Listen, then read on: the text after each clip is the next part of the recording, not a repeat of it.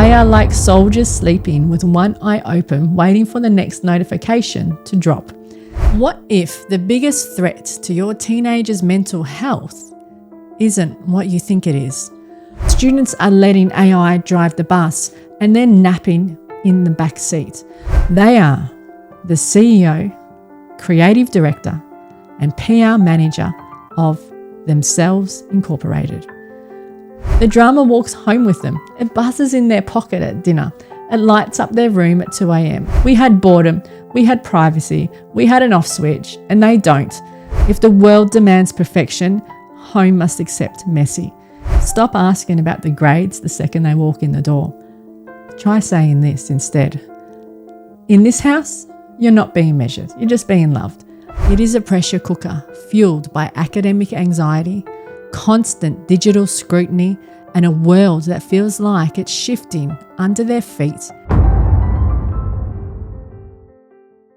Hello, and welcome back to Talking Teens Official. I'm Nural, and thank you for joining me again and for your listening ears. I really appreciate it. Today I want to ask you a question that might keep you up a little bit. What if the biggest threat to your teenager's mental health isn't what you think it is? We spend so much time worrying about the headlines, the vapes, the parties, the bullies, the drugs. And yes, those are real. But in 2026, there is a silent epidemic that is actually brewing underneath the surface that is far more pervasive. It is a pressure cooker fueled by academic anxiety, constant digital scrutiny, and a world that feels like it's shifting under their feet every single day. We are going to pull back the curtain on that unspoken struggle of the class of 2026 because the world they are growing up in is fundamentally different to the one we navigated. And if we judge them by our 1990s standard, we are going to miss the mark completely. For decades, we've dismissed teenage angst as just hormones. We say, oh, they're just moody, they're just going through puberty, don't worry about it. But I'm telling you from the classroom floor, sometimes it's actually more than that. I see it in period 4 on a Tuesday, the student who puts their head on their desk, not because they are rude, but because they are empty. The kid who actually gets really upset about a B+ because they think it's a failure. They aren't moody. They are running on fumes. And the rapid evolution of AI isn't just a news story to them. It's a competitive anxiety. Social media algorithms are creating hyper-specific pressure bubbles. They are living in an echo chamber of their own worst fears. So when they snap at you over dinner, it might not be hormones. It might just be the weight of the world they are carrying in their pocket. So let's talk about the big one. Let's talk about AI and AI in schools and AI being used by your kids. In the staff room, we talk about it constantly. And actually, teachers are using it, but they're using it a little bit differently. We see students handing in essays that might be perfect or work that they've done. The grammar could be flawless, but it's in US spelling, not what we teach in the schools. The structure is beautiful, but when you ask them, hey, hang on a sec, what does this paragraph actually mean? They can look at you like you've asked them to explain quantum physics. The issue is AI is being used to do the thinking. It's not being used as it should be, a tool in the classroom. Now, I'm not anti-tech, and I remember very clearly when CAS calculators first came out, a lot of people panicked and they thought no one will ever learn how to do long division again or learn how to do a graph or anything like that. But the rule with the calculator was always, it does the heavy lifting for you. It doesn't drive the bus. All it does is take away the monotonous steps and they will do it quicker for you. And the problem in 2026 is that students are letting AI drive the bus and then napping in the back seat. The problem is that AI by students is being used to do the thinking for them. They're not thinking critically about it. Now, teachers will use AI in the classroom and they use it quite often. They use AI to help generate questions or concepts and make things a little bit more palatable for students, but the teacher's done the hard yards already.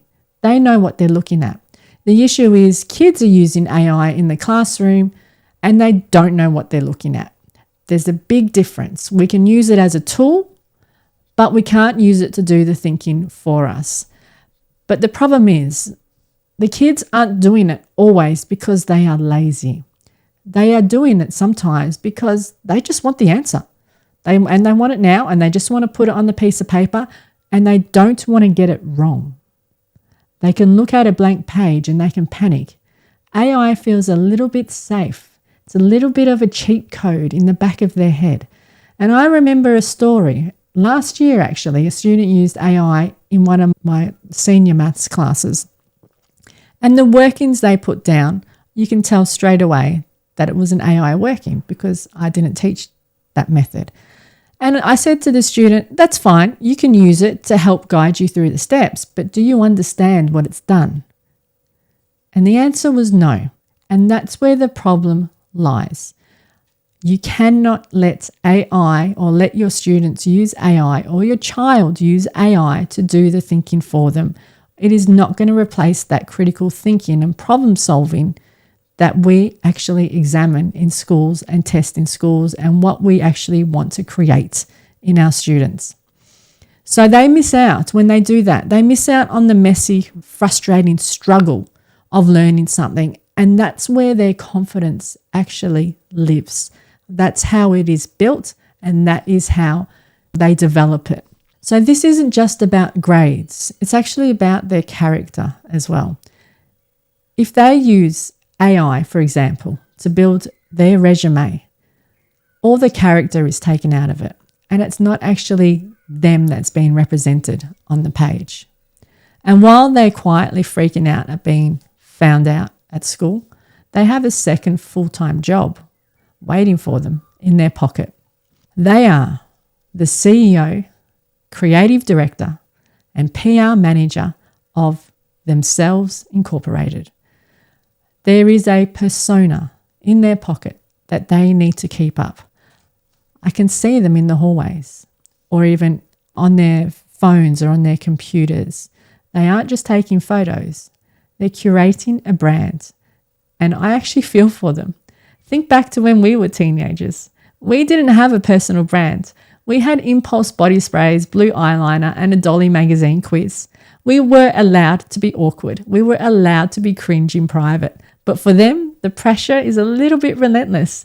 And the competition isn't Kim Kardashian anymore. We knew she was fake. The competition is Sarah from the biology class because she has the ring light, she has all the lighting and the new tech. Their lighting looks perfect and their life looks fun. The standard of normal has actually gone through the roof. But because it's local, it feels real. So imagine if you had to perform your best self 24 hours a day, 7 days a week, with a live audience rating you. That is their Tuesday. So have a think about that one. Which brings me to the thing that actually worries parents the most, the lack of an off switch. When we were at school, if you had a fight with your best friend at recess, it was awful. But then the bell rang and then you went home. You slammed the front door, you watched Home and Away, and you were safe. The bully couldn't get you in the lounge room, or the argument wouldn't follow you to your lounge room. In 2026, there is no front door. The drama walks home with them. It buzzes in their pocket at dinner. It lights up their room at 2 a.m. Another reason why you can't have phones or devices in bedrooms. They are living in a state of hypervigilance. They are like soldiers sleeping with one eye open, waiting for the next notification to drop. So if they seem edgy or tired or snappy, maybe they actually haven't left school in about 3 years. Have you checked where their devices are? So if the world is that noisy, what's our job as parents?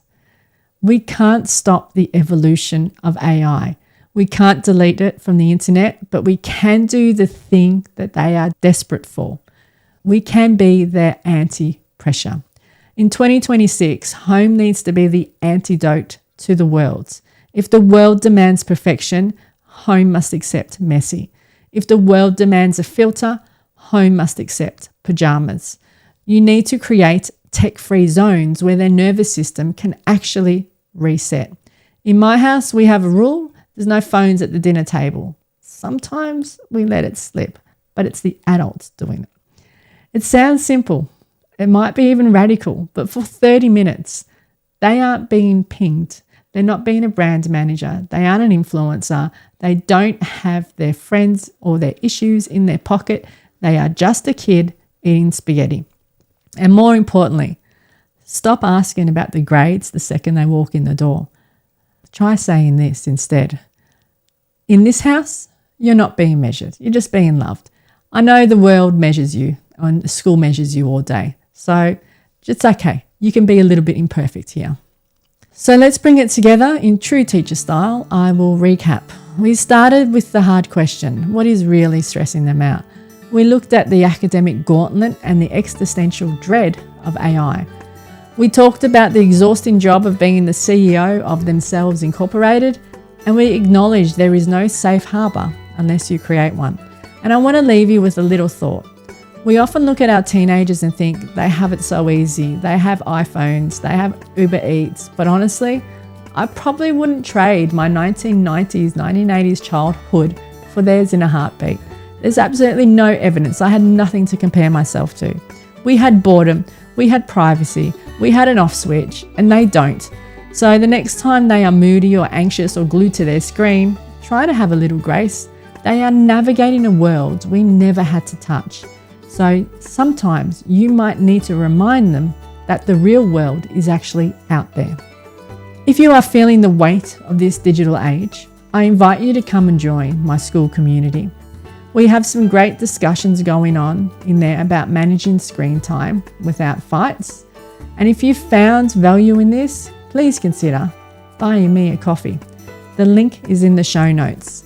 Until next time, remember that focus: connection over correction. I'm Nural, and this is Talking Teens Official.